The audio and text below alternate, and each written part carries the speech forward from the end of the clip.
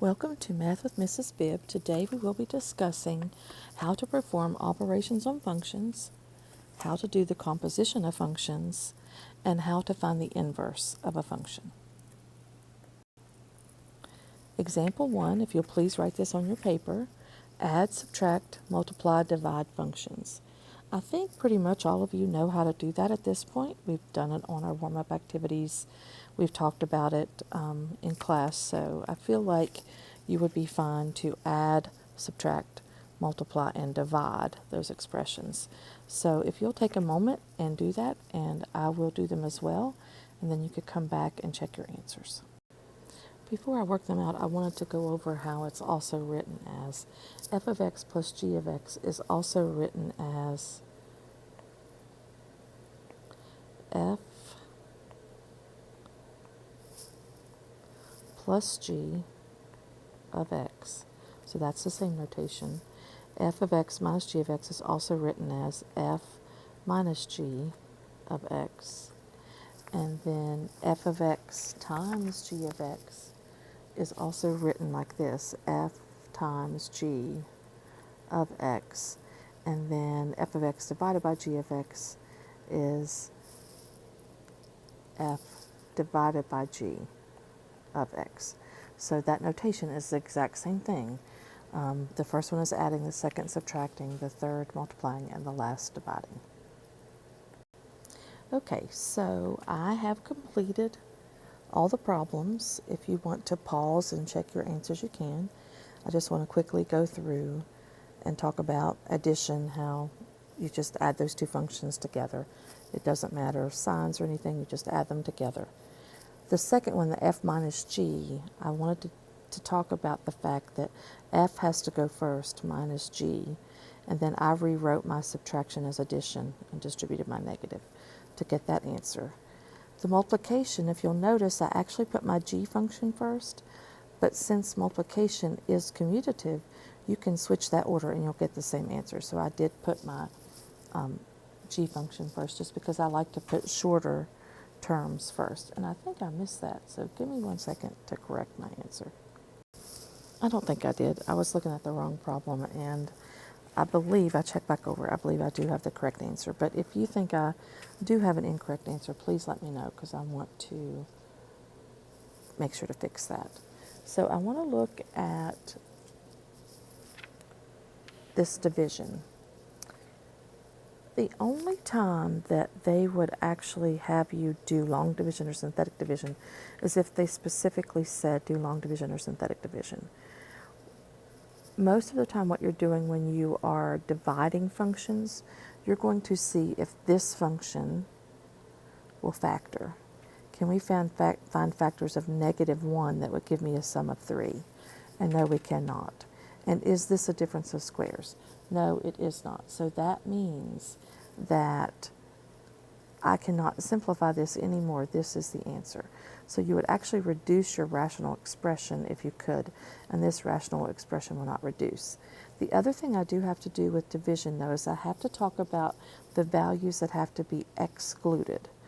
And what that means is my denominator, so we're going to talk about excluded values. Hopefully you left space for you to write about excluded values. And this is only with division. My denominator, 2x squared minus 5, cannot equal 0. So I have to figure out what value of x, or what values of x would make my denominator 0. So I'm just solving, and it can't be these values. I'm solving for x. Take the square root. So x cannot be plus or minus the square root of 5 over the square root of 2. I have to rationalize my denominator, so multiply the numerator and denominator by the square root of 2. So x cannot be positive or negative square root of 10 over 2. Those are my excluded values. So they do talk about those excluded values when you are dividing functions. Now moving on to the next type of question. Now we're going to compose with ordered pairs, and if you'll pause the video and write down the instructions, and I'll read them as well. Example 2, compose with ordered pairs. Given f and g, find f of g of x and find g of f of x. State the domain and range of each. And then your f function ordered pairs are 1, 12, 10, 11, 0, 13, and 9, 7. And your g function ordered pairs are 4, 1, 5, 0, 13, 9, and 12, 10. The first thing that you're going to do is you're going to evaluate g of x first.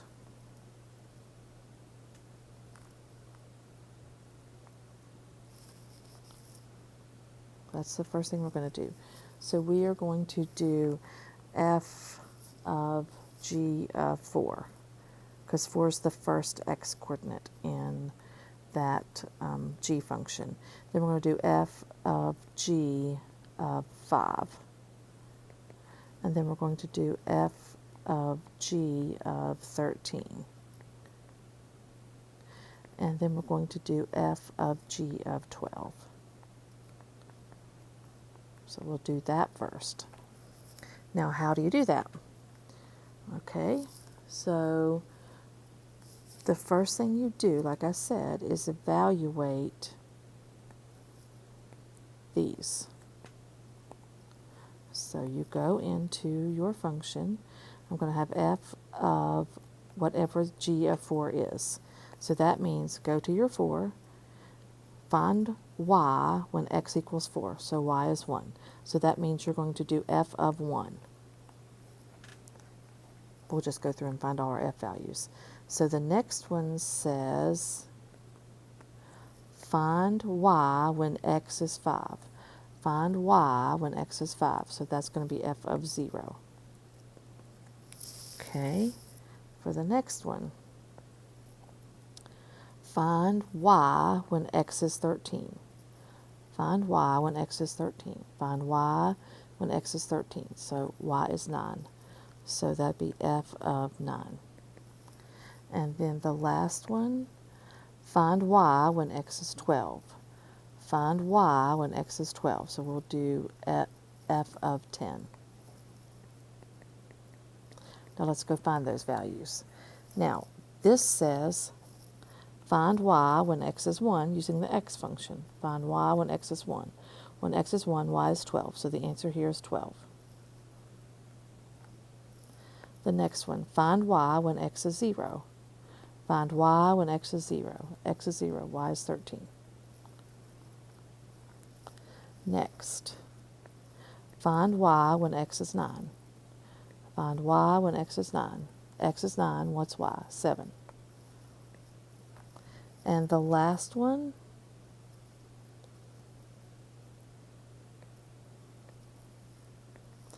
find y when x is 10. Find what y is when x is 10. X is 10, y is 11. So we evaluated g of x first, and then it says we're going to use the range to evaluate f of x. So when I look at this, the domain here for this composition, the domain is my x's. So 4, 5, 12, and 13. That's the domain. My range is the y's, which are that final answer, 12, 13, 7, 11. So I'm going to put them in numerical order, 7, 11, 12, and 13. Now to evaluate our g of f of x, we're going to use these values here, 1, 0, 9, and 10. The values of the answers that we got when we did g of 4, g of 5, g of 13. So let's do that. So I'm going to do g of f, let me do it like this, g of f of 1. And I'm going to do g of f of 0. And g of f of 9. And g of f of 10.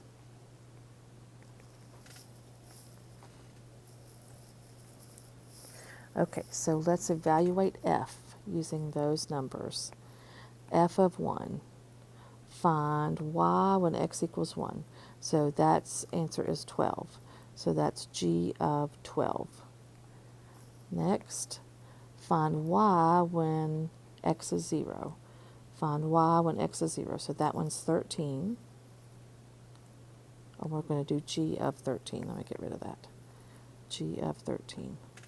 Next, we're going to find y when x equals 9. We're going to find y when x equals 9. So we're going to do g of 7. And the last one, find y when x equals 10. So find y when x equals 10. So we're going to do g of 11.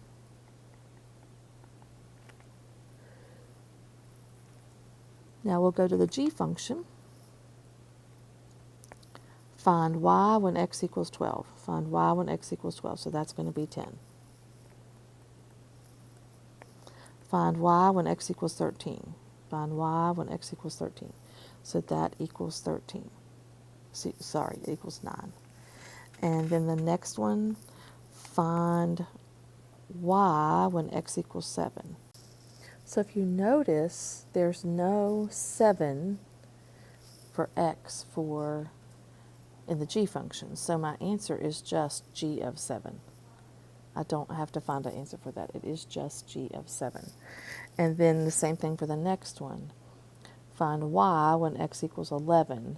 When you look at the g function, there's no x equal to 11, so my answer is g of 11. And then when I name the domain and the range, my domain for this is just 0 and 1, because those were the only ones that had actual numeric answers for y. So my domain is 0 and 1, and my range is 9 and 10. So let me go back and use my pointer and show you. These would not be included in my domain or my range because you don't have a value that comes from that. So my domain is 0 and 1, my x's. My outputs are 9 and 10. So those are the domain and the range for g of f of x. Now for example 3, we're going to compose functions. Given f of x equals 2x minus 5 and g of x equals 3x, we're going to find f of g of x and g of f of x. I always tell students when they're doing these that this is just fancy substitution.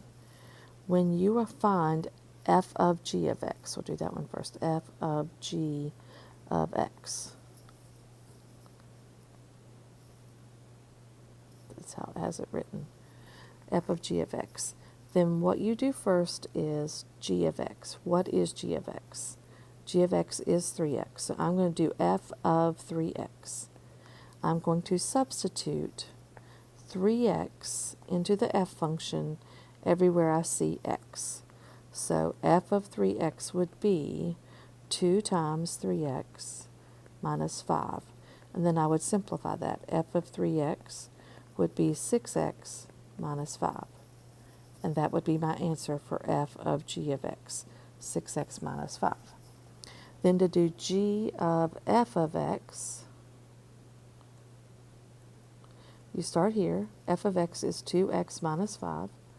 So I'm going to do g of 2x minus 5. I'm going to look at my g function. Everywhere x is, I'm going to put 2x minus 5.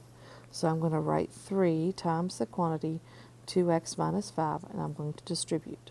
G of 2x minus 5 is equal to 6x minus 15. And that is the final answer for that problem. Next, we're going to compose with numbers and letters. A and B are numbers, and C and D are letters. So if you'll write down, given f of x equals 5x and g of x equals 3x minus 2. Not sure why there's a slash there. Maybe I meant to put a comma. Let me see. So f of x equals 5x, g of x equals 3x minus 2, and h of x equals x squared minus 4. We're going to find first f of g of negative 2. So when you're doing that, you're starting on the inside. Start inside here. You're going to find g of negative 2 first. G of negative 2. So that would be 3 times negative 2 minus 2. So that would be negative 6 minus 2. So g of negative 2 would be negative 8. And then this negative 8, let me see if I can highlight.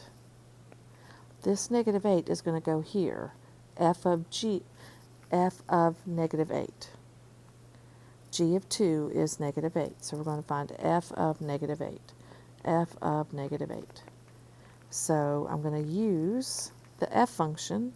I'm going to substitute negative 8 into that function. So 5 times negative 8, f of negative 8 is negative 40. That's the final answer. F of g of negative 2 is negative 40. The next one. And if you notice, I have 3 letters. I start here with g of 1. You find g of 1 first. So g of 1, use the g function, is 3 times 1 minus 2. So g of 1 would equal 3 minus 2. G of 1 is 1.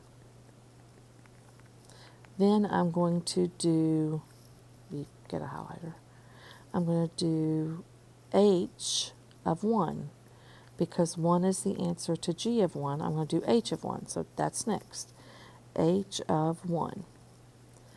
So 1 squared minus 4. H of 1 equals 1 minus 4. H of 1 equals negative 3. Now, I'm going to do f of negative 3 because h of 1 was negative 3. So I'm going to do f of negative 3. So 5 times negative 3, f of negative 3 is negative 15, which is my final answer. Negative 15 is the final answer to f of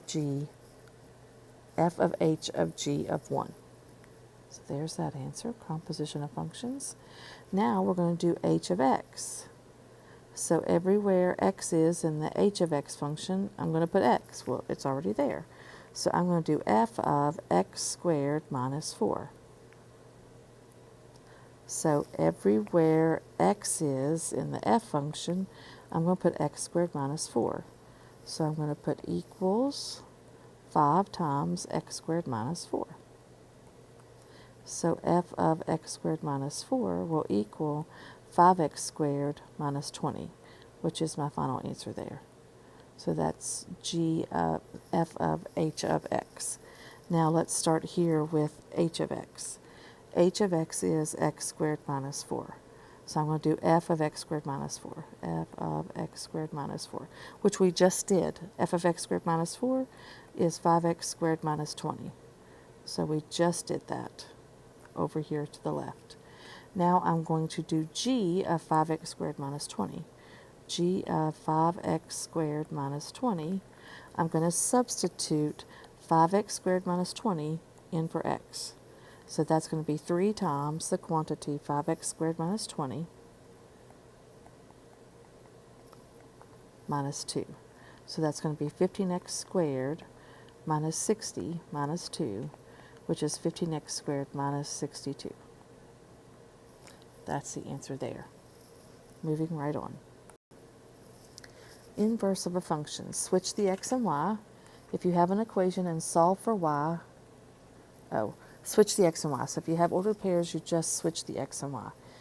If you have an equation, you switch the x and y and then solve for y. I know that sounds so confusing. I'm so sorry. Let's see what our first example is. I have to find it. Okay, our first example is a set of ordered pairs of a triangle in a coordinate plane. And those ordered pairs are 2, 4, negative 3, 2, and 4, 1. and we're going to call that just our function. And then the inverse of that function is literally just switching the x and y. So the inverse would be 4, 2, 2, negative 3. I promise you're just switching the x and y. That's part of what the inverse is. 1 and 4. And that's example 5.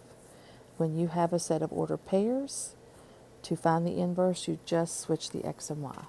Now example 6 will have an equation. So we'll go on to example 6. So example 6, we're going to find the inverse of 3x plus 2. F of x equals 3x plus 2. Now inverse notation, I'm going to put my answer over here. The inverse of f of x is notated like this. Now students will say f negative 1 of x, but you read this, the inverse of f of x. So please, when you move on to your next math class, please know that that's how you read that, the inverse of f of x, not f negative 1 of x. That's the inverse of f of x. So the inverse, to find the inverse, the first thing you do is switch the x and y. I don't see a y, so I can rewrite this with y equals 3x plus 2. Now let's literally switch them. Where y is, put x. Where x is, put y. And then solve for y. So I'm going to subtract 2. X minus 2 is going to equal 3y. Then I divide by 3. So y is going to equal, some people leave it like that, x minus 2 over 3. Some people rewrite it as 1/3 x minus 2/3.